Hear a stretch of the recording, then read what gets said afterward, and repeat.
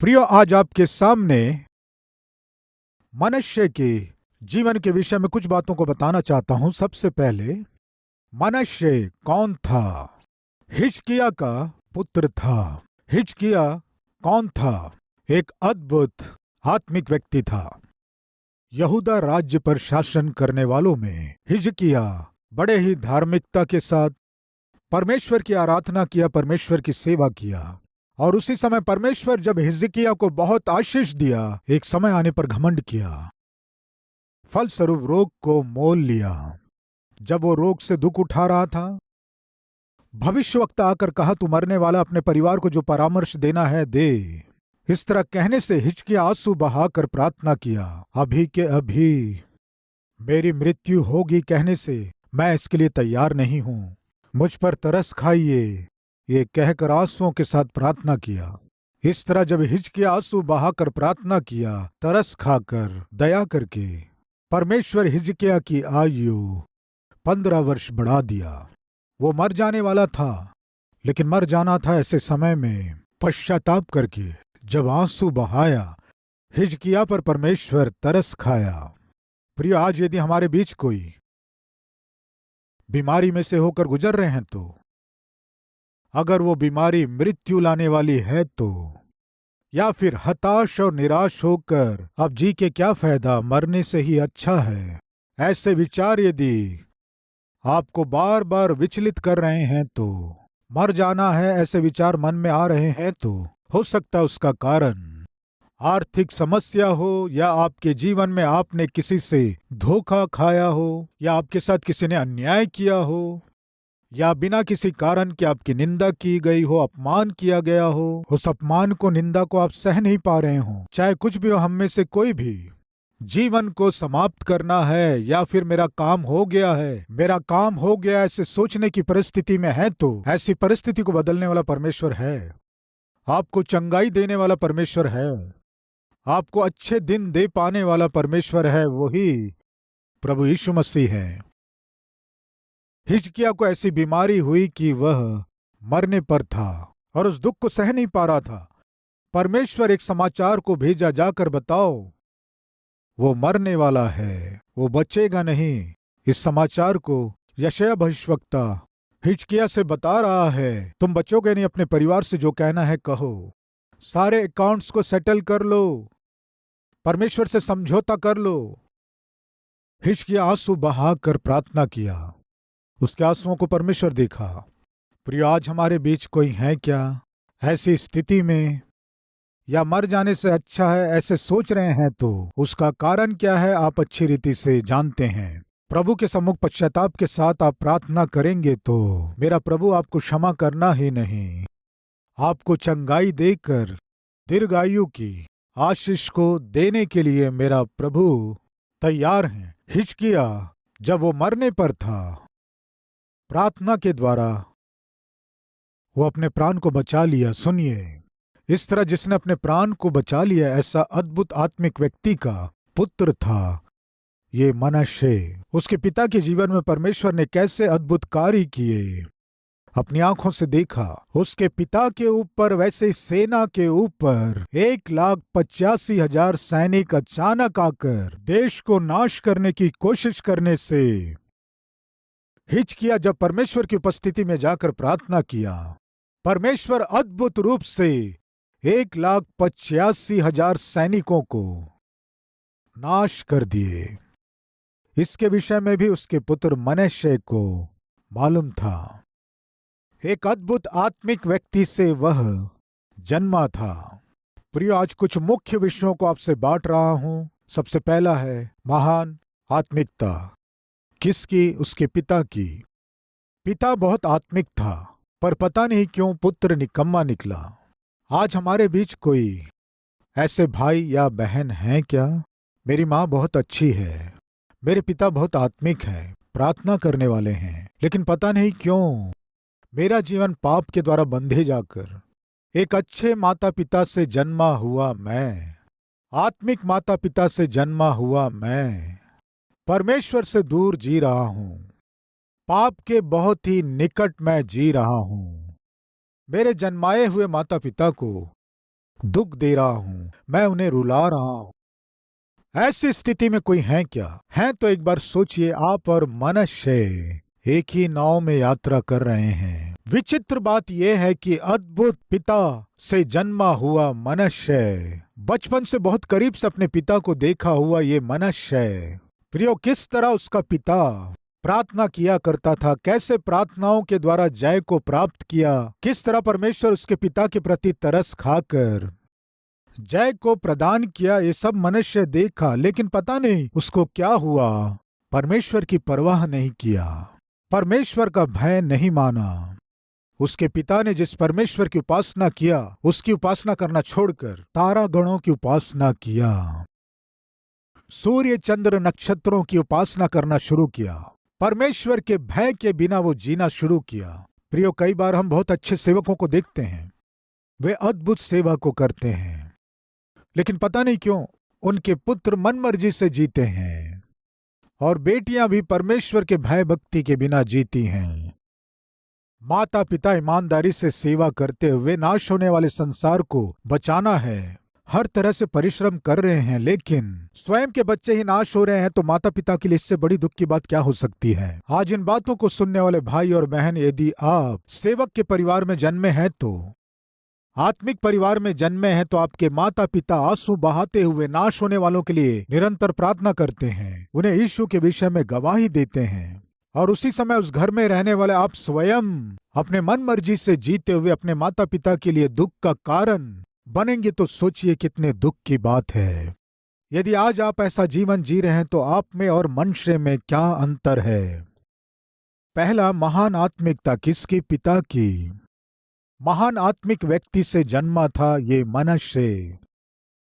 दूसरा, महान प्राथमिकता। क्या थी महान प्राथमिकता? वो बहुत ही छोटी उम्र में ही राजा के रूप में चुन लिया गया। आइए इतिहास की दूसरी पुस्तक 33 अध्याय 1 वचन से देखेंगे। जब मनुष्य राज्य करने लगा, तब वह 12 वर्ष का था और यरूशलेम में 55 वर्ष तक राज्य करता रहा। यहूदा के राज्य पर राज्य करने वाले सारे राजाओं से लंबे समय तक ये राज्य किया। 55 वर्ष तक राज्य करने के प्राथमिकता को पाया। पापी व्यक्ति था, मन मर्जी से जीता था, लेकिन उसका जो अधिकार था 55 वर्ष तक था। शायद इस संसार में राजा के रूप में 55 वर्ष शासन करने वाले बहुत कम लोग होंगे, जो बहुत कम लोगों में प्राथमिकता थी, जो बहुत कम लोगों के पास अधिकार था। इस पापी व्यक्ति को परमेश्वर देने से मनुष्य को कितना धन्यवादी होना था। बहुत छोटी उम्र में एक ऊंची प्राथमिकता, अधिकार, अवसर परमेश्वर मनुष्य को दिया। आज इन बातों को सुनने वाले भाइयों और बहनों, हमारे बीच कोई है क्या? बहुत ही छोटी उम्र में ही अधिकार, ऊंची पदवी, ऊंचा पोस्ट, ऊंचा पोजीशन, ऊंची नौकरी, ऊंची स्थिति को परमेश्वर आपको दिया है क्या? धन्यवादी होकर जिए। प्रियो, मनुष्य के नाम का अर्थ जानते हैं? भूल जाना। क्या है? भूल जाना। प्रियो, वो भूल गया उसके पिता कितने आत्मिक थे, भूल गया उसके पिता के जीवन में आश्चर्य कार्य करने वाला परमेश्वर कौन है, भूल गया उसके पूर्वज कौन है, कैसे आत्मिक परिवार में वो जन्मा था, भूल गया उसे आज राजा बनाकर उत्तम स्थान को किसने दिया है, भूल गया। है क्या कोई हमारे बीच? एक समय आप बहुत आत्मिक व्यक्ति के रूप में जीकर, परमेश्वर के निकट जीकर, जब आप कष्टों में से गुजर रहे थे, विपत्ति में से गुजर रहे थे, दुखों में से, संकटों में से, बीमारियों में से गुजर रहे थे, समस्याओं में से गुजर रहे थे, परमेश्वर से प्रार्थना किए, परमेश्वर के तरस के लिए आप रोए, प्रभु मैं जी नहीं पा रहा हूं, तरस खाइए, मैं नौकरी के बिना जी नहीं पा रहा हूं, व्यापार में मैं बहुत लागत लगाया, बहुत परिश्रम किया, बहुत मेहनत किया, 1 रुपए भी नहीं बच रहा है, दुख उठा रहा हूं, घर में शांति नहीं होने से, विवाह होकर कई वर्ष होने के बाद भी बच्चे नहीं होने से अपमान को सह ना पाकर दुख उठा रहा हूं कहकर जब आप प्रार्थना किए तो परमेश्वर प्रार्थना नहीं सुना क्या? परमेश्वर आप पर तरस नहीं खाया क्या? एक ओर परमेश्वर आपको आर्थिक रूप से मजबूत किया, आपको ऊंचा किया, और दूसरी ओर आपको अच्छा स्वास्थ्य दिया, और उतना ही नहीं परमेश्वर आपको संतान देकर खुशी को दिया। ये सब करने के बाद आपने क्या किया? आप भूल गए। आज आप जो कुछ भी है, जिस किसी स्थिति में हैं और जो अनुभव कर रहे हैं, उन सब का कारण परमेश्वर ही है। इस सत्य को भूलकर आप मनमर्जी से जी रहे हैं। आपको दिए गए अधिकार को आधार बनाकर, परमेश्वर के द्वारा दिए गए संपत्ति को आधार बनाकर, परमेश्वर के द्वारा दिए गए नौकरी को आधार बनाकर, कमाई को आधार बनाकर उस परमेश्वर को छोड़कर आप अपने मनमर्जी से जिएंगे तो कितना खतरा है जानते हैं? वही आज हम सीखने जा रहे हैं। एक महान प्राथमिकता परमेश्वर मनुष्य को दिया। मनुष्य बचपन से वचन के अनुसार जीकर वचन के अनुसार देश पर शासन करने का अवसर परमेश्वर उसे देने से उसके पाए हुए अधिकार को आधार बनाकर वो अपने मनमर्जी से जीना शुरू किया। प्रियो, पहला महान आत्मिकता, दूसरा महान प्राथमिकता, तीसरा घृणित पाप। प्रिय, वो अपने अधिकार को आधार बनाकर, अपने स्वास्थ्य को आधार बनाकर, संपत्ति को आधार बनाकर वो क्या किया जानते हैं? अपनी मनमर्जी से जीना शुरू किया। वही हम देख रहे हैं दूसरे वचन से। उसने वह किया जो यहोवा की दृष्टि में बुरा था, अर्थात उन जातियों के घिनौने कामों के अनुसार जिसको यहोवा ने इज़राइलियों के सामने से देश से निकाल दिया था। प्रियो, यदि आप किसी व्यक्ति के साथ गलत करते हैं तो आप सोचते हैं उस व्यक्ति के साथ आप गलत कर रहे हैं, और यदि आपके पत्नी को धोखा देने से मैं अपनी पत्नी को धोखा दे रहा हूं सोचते हैं, आप अपने पति को धोखा देने से आप सोचते हैं मैं अपने पति को धोखा दे रहे हूं, लेकिन वास्तव में परमेश्वर को धोखा दे रहे हैं। प्रिय, उड़ाऊ पुत्र जब वापस लौटकर घर आया, वो अपने मन में क्या सोचा जानते हैं? पिताजी, मैंने स्वर्ग के विरोध में और तेरी दृष्टि में पाप किया है।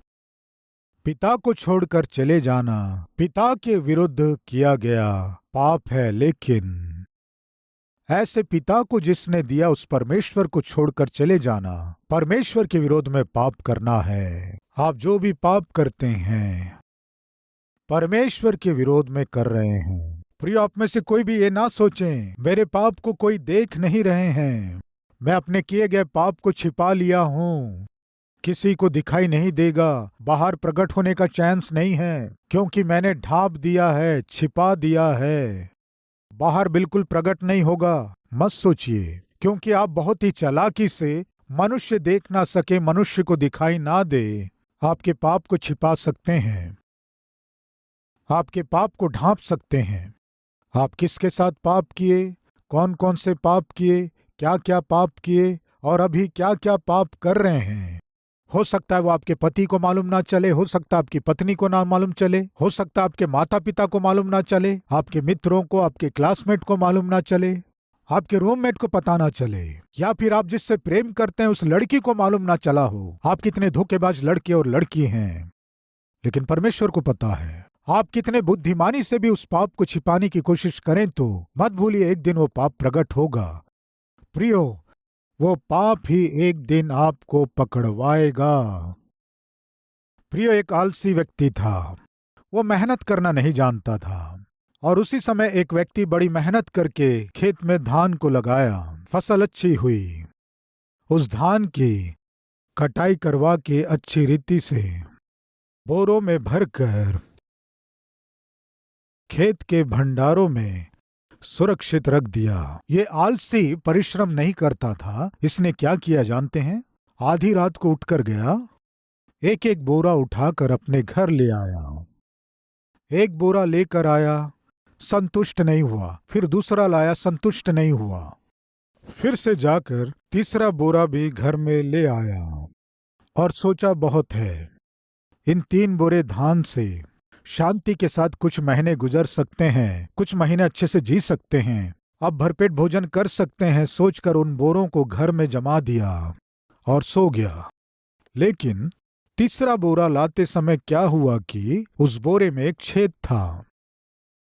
छेद होने से जिस खेत से वो उन बोरों को लेकर आ रहा था उस बोरे में छेद था, इसलिए वो धान थोड़ा थोड़ा गिरते हुए आया। वो गिरते गिरते कहां तक आया? उसके घर तक आया। वो बहुत बुद्धिमान था।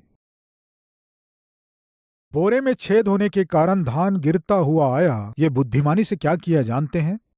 अब सारे धान को चुनकर उठा पाना मुश्किल है ना, इसलिए क्या किया? उस धान के ऊपर मिट्टी डालकर ढांप दिया। जब उसने धान को मिट्टी से ढांप दिया, कुछ दिखाई नहीं दे रहा था। सोचा मैं सब कुछ छिपा दिया हूं, अब कोई सबूत नहीं है, किसी को मालूम नहीं चलेगा, मैं ढांप दिया हूं, वो सोचा। इस तरह सोचकर आराम से आकर सो गया। कोई है क्या हमारे बीच? सारे पापमय कामों को करके, धोखा देकर, दगा देकर, भोली भाली लड़कियों के साथ खेलकर, उसके द्वारा अब सुख शांति को भोग को पाकर, धन संपत्ति कमाकर अब कोई डर नहीं है, मैंने अपने पापमय कामों को बुद्धिमानी से छिपा दिया हूं, ऐसे सोचने वाले कोई हैं क्या? सावधान, आप जिसे ढांप दिया हूं सोच रहे हैं वो प्रकट होगा। कैसे प्रकट होगा ब्रदर? किसी को मालूम ना चले, छिपा दिया हूं ना। बाहर प्रकट होने का चांस कहां है? बताता हूं, सुनिए। प्रियो, वो धान रास्ते भर में गिरकर स्पष्ट दिखाई दे रहा था। वो क्या किया जानते हैं? वो मिट्टी डाल डालकर उसे ढांप दिया सोचकर खुशी से जाकर सो गया। रात में बारिश हुई प्रियो। क्या हुई? रात में बारिश हुई। वो व्यक्ति जिसने खेत में धान को सुरक्षित रखा था, बारिश गिरते ही तुरंत खेत में गया। जाकर देखने से 3 बोरे कम थे। 3 बोरे कम है, कहां गए? ये सोचकर बहुत टेंशन में पड़ गया। 1-2 दिन बीतने के बाद दुखी होकर जब खेत में गया था, बारिश हुई थी ना, वो गिरे हुए धान अंकुरित हो गए। अरे अंकुरित कैसे हो गए? हो सकता है जिसने मेरे धान ले गया है उस बोरे में छेद होने के कारण धान गिरे होंगे और धान अंकुरित हो गए। ये सोचकर उसी रास्ते में चलते सीधे चोर के घर पहुंच गया। दरवाजा खटखटाकर जोर से डांट कर पूछा, तुम जो 3 बोरे लाए हो कहां रखे हो? मैं कब लाया हूं? कौन से 3 बोरे? चोर को जल्दी गुस्सा आ जाता है ना। आलसियों से आप कोई सवाल पूछिए, वे जल्दी गुस्सा हो जाएंगे। जिसके पास कोई काम धंधा नहीं रहता है, जिसके पास कोई काम नहीं है, आलसी है, उसके काम के विषय में आप पूछिए, जोर से गुस्सा करेगा। इसलिए कुछ पति जल्दी गुस्सा हो जाते हैं और वैसे ही कुछ पत्नियों को भी कुछ सवाल पूछने से बहुत गुस्सा होते हैं। कारण क्या है जानते हैं? देखिए यही है, आलसियों को गुस्सा जल्दी आता है। कुछ पूछें या सवाल करें तो उत्तर देने के बदले मुंह से जो पाए बोलते हैं, चीखते हैं, चिल्लाते हैं, बेइज्जत करते हैं। इज्जतदार पति पत्नी इस मूर्ख से क्या करना सोचकर खामोश हो जाते हैं। उसका लाभ उठाकर चीखने चिल्लाने वाले पति भी होते हैं, पत्नियां भी होती हैं। प्रियो व्यक्ति चीख रहा था, चिल्ला रहा था। तब उसने कहा, चुप कर, क्यों चिल्ला रहे हो? वो कहने लगा, क्या सबूत है? मैं तुम्हारे 3 बोरों को लाया हूं, क्या सबूत है बताओ? सबूत क्या है पूछ रहे हो? तुमने जो ढापा है वही सबूत है, आओ। ये कहकर बाहर लाकर दिखाया। रास्ते भर में दिख रहा था। पकड़ा गया। वो पकड़ा गया सोचकर आप खुश मत होइए। आपने जो छिपाया वो भी एक दिन बाहर प्रकट होगा, सावधान। प्रिय, मनुष्य अपने अधिकार का इस्तेमाल करके मनमर्जी से पाप में कामों को किया, परमेश्वर के भय के बिना जिया। उसके पाप में कामों को परमेश्वर देख रहे हैं, ये ध्यान भी ना देकर अति पवित्र परमेश्वर के मंदिर में आकाश के तारा गणों के लिए वेदियां बनाया। पढ़ रहा हूं 4 वचन से। उसने यहोवा के उस भवन में वेदियां बनाई जिसके विषय यहोवा ने कहा था, यरूशलेम में मेरा नाम सदा बना रहेगा। वरन यहोवा के भवन के दोनों आंगनों में भी अपने आकाश के सारे गणों के लिए वेदियां बनाई। प्रिय, परमेश्वर के भवन में दो भाग होते हैं, एक पवित्र स्थान और एक अति पवित्र स्थान। अति पवित्र स्थान परमेश्वर का निवास स्थान है। पवित्र स्थान वह स्थान है जहां याजक जाकर बलिदानों को चढ़ाता है। कृपया सुनिए, इस शरीर में भी दो भाग हैं। आपका शरीर यदि परमेश्वर का मंदिर है तो आपका हृदय अति पवित्र स्थान है जहां परमेश्वर निवास करते हैं। आज आपका देह परमेश्वर का मंदिर है तो आपका हृदय अति पवित्र स्थान है, परमेश्वर का निवास स्थान है, अति पवित्र स्थान। मैं पूछता हूं, आज कितने लोग अपने शरीरों से पाप में काम नहीं कर रहे हैं? कितने लोग अपने कामों में, अपने चाल चलन में पवित्रता के बिना, अपने बिछौने में पवित्रता ना होकर, हृदय में परमेश्वर को स्थान ना देकर, पापी व्यक्ति को, पापी स्त्री को स्थान देते हुए अपने शरीर को, अपने हृदय को नाश करने वाले कितने लोग नहीं हैं? प्रियो, मनुष्य अपने अधिकार को आधार बनाकर मन मर्जी से जीने से मनुष्य के अधिकार को परमेश्वर ने उससे छीन लिया। राजा हूं सोचकर कुछ भी करूंगा तो चल जाएगा, सोच रहे हो? तुमसे राज्य ही छीन लूंगा, कौन आएगा देखता हूं। मनुष्य जो राजा था, राज्य को खो दिया। शत्रु आकर उसे बांध कर घसीटते हुए ले गया, ले जाकर बंदी गृह में डाल दिया। मनुष्य जो एक राजा के रूप में शासन किया था, अभी बंदी गृह में एक अभागे के रूप में बंद हुआ बन गया। आज वो मनुष्य कोई और नहीं, मैं ही हूं। परमेश्वर दंड देंगे तो मैं सह नहीं पाऊंगा, मेरी नौकरी को छीन लेने से मैं सह नहीं पाऊंगा, मेरे व्यापार को नाश करने से मैं सह नहीं पाऊंगा, मेरा स्वास्थ्य मुझसे छीन लेने से मैं सह नहीं पाऊंगा। प्रभु मुझे क्षमा कीजिए, आपके विरोध में मैं व्यवहार किया, आपके विरोध में जिया, विरोध में चला, विरोध में पाप में कामों को किया, विरोध में गलत कामों को किया। अगर आप मुझे दंड देंगे तो मैं सह नहीं पाऊंगा, पिता मुझे क्षमा कीजिए। इस तरह प्रार्थना करने वाले हैं तो जहां हैं वहीं से प्रभु से प्रार्थना कीजिए, विनती कीजिए।